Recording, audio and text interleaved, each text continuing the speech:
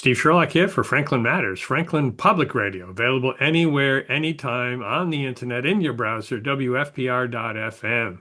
And in the local Franklin, Mass. FM radio dial. Yeah, the dial with maybe the push buttons, the preset 102.9 on the FM band. Here today, virtually with another candidate interview, one of the last of the group, Town Council candidate Patrick Sheridan. Patrick, thank you for doing this. Thank you for having me.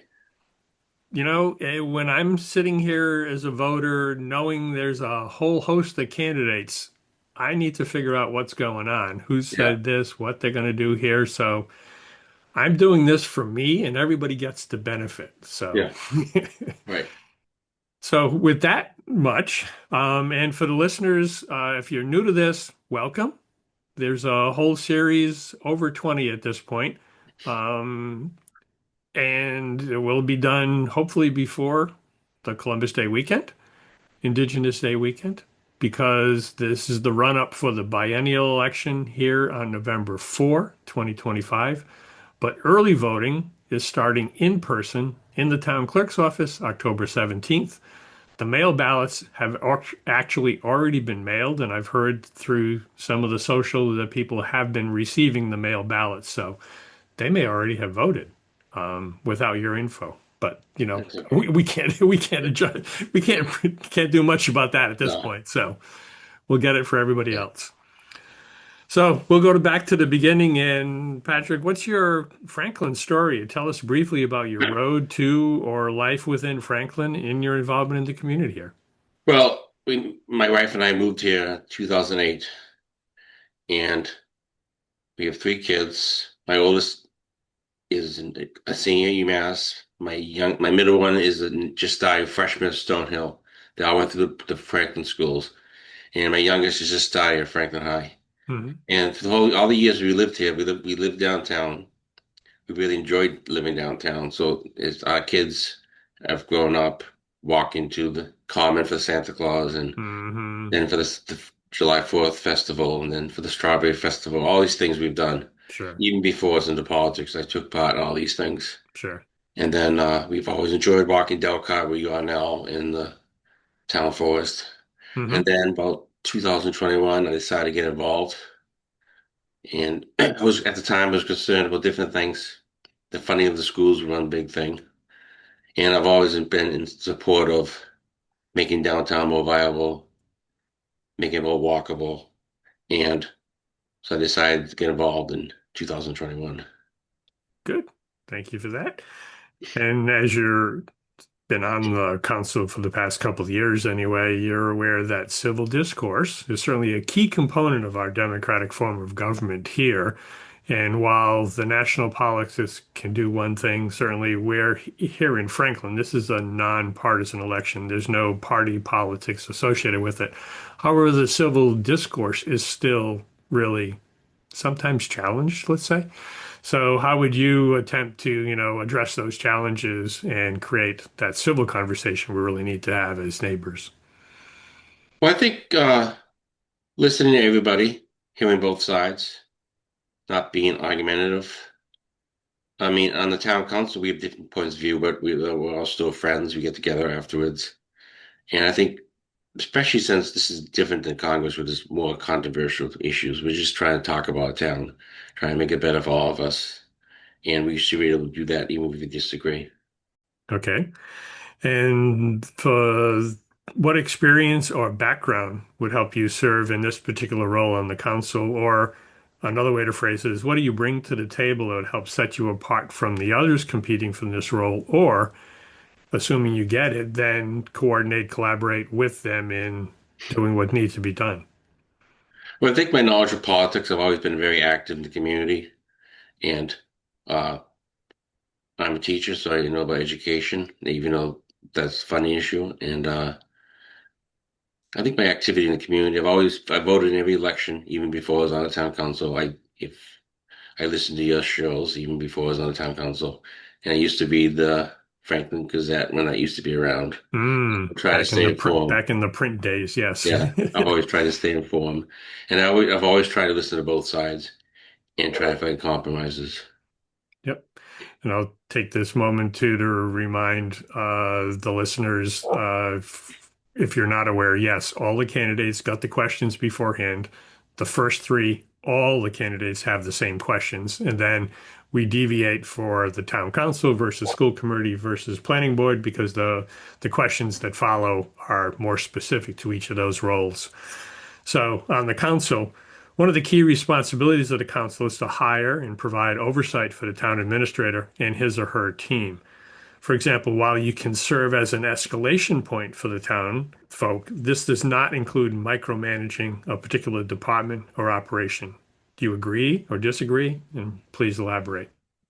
Yeah, I agree. We don't micromanage the town department heads because that's the town administrator's job. He gets paid to do it. We Mhm. have oversight over all the departments and over the town administrator, and we disagree with him when we think we should. Okay. And the second question in your arena is clearly the annual budget you have priority on, which in turn sets the priorities for how Franklin operates. Faced with the fiscal challenges we've seen the past couple of years, and they're likely to continue for the next couple based on the forecast, what are the financial priorities you think we need to address? And there's kind of two-part follow-ons to that as well. Once we decide, or once the town decides which way, the council decides which way we go, how would you explain that to the voters and residents? And then the second part, what can you do to help the community understand the separation of roles between the council and the school committee? So if you need to remember those or Yeah. get a refresh on those, I'll help. Okay. Well, I think the big thing I would tell the town is that we have to try to take care of everybody equally. The elderly center, the schools, and the park and rec. So we have to try to be equitable, and take care of all of Franklin together as best we can, which is difficult with the budget issue, but that's what we have to try to do. Hmm. And the schools, we set the budget for the schools, but the school committee has complete control over what happens to the budget. Right. And then that other aspect in terms of how do you tell the voters and residents what needs to be done? Right. Well, for example, Delcott is we were well, kind of Well, virtually. the Yeah. virtual background, yes. Yeah. And I mean, I walked there a lot with my wife, and we've noticed a lot of trash now because they're not picking up the trash anymore. So Mhm. those are all decisions made because of the override defeat. So when you have less money, there's less money for everybody. So you have to either, if you want to try an override, you have to try to get more economic growth in the town to get more money in. Yeah, and growth can be a hot Yeah. button, whether Yeah. it's apartments or, commercial development, which Yeah. clearly I think everybody would agree generally with, but yeah. And the third of the questions for the town council is, do you support the goals and recommendations of the 2025 master plan? And if so, what would you do as a counselor to help implement them? And if not, why not? I definitely support the goals. I'm particularly excited about bringing the bus line back. I think that'd be helpful with the traffic downtown if there's a Hmm. bus line. I think it would make it easier for people who live in apartments and not have to drive everywhere. So Right. I'm particularly happy about that. And I think we should institute the goals because that was the whole point of having that committee. And it's been the goals are basically what we've been trying to do for the last 4 years. Revitalize downtown, the crossing area, the new neighborhood, Hmm. destination neighborhood. And I guess it's important for whoever is on the next town council to work collaboratively together and try to get it instituted. Hmm. Okay. And while we've covered a bunch of topics here, if there's a topic that you'd like to address, you have an opportunity to do so while folks are listening. Yeah. Well, I would like to say that 4 years ago I ran on the with trying to support the schools, get more conservation land, revitalize the downtown, and we made progress in all those three areas. The school budget, even though the overhead loss is stabilized, it has increased. Maybe not as much as we want, but it has increased. We made a lot of progress downtown. The rail trail is coming in now. One of the things I mentioned 4 years ago. Hmm. We changed the zoning to make it more walkable and pedestrian friendly. And we bought a lot of conservation land, especially Smith's Farm in Maple Hill. Hmm. Yeah, those are some key accomplishments. Good. Well, thank you for taking time to share your views. For the listeners, there will be a slide just as this video ends with Patrick's contact info, email, and phone number. So if you want to follow up, ask another question, or feel free to do that. Um, and listeners, thank you for participating. As I started mentioning before, the other piece within this is really the goal is to create an informed voter when you cast your ballot on or before November 4th. That's my primary goal, and everybody happens to benefit because of the work that I'm doing to create all of these. And a final reminder, we do this because Franklin matters.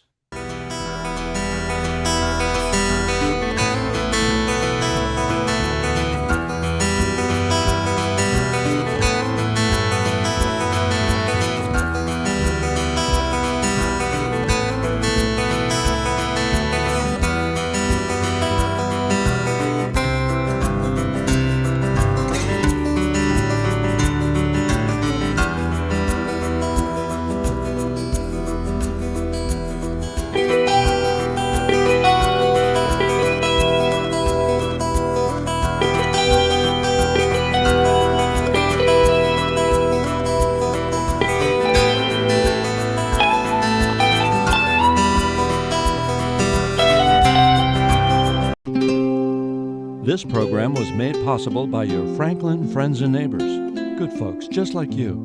Thanks for supporting Franklin TV. And thanks for watching.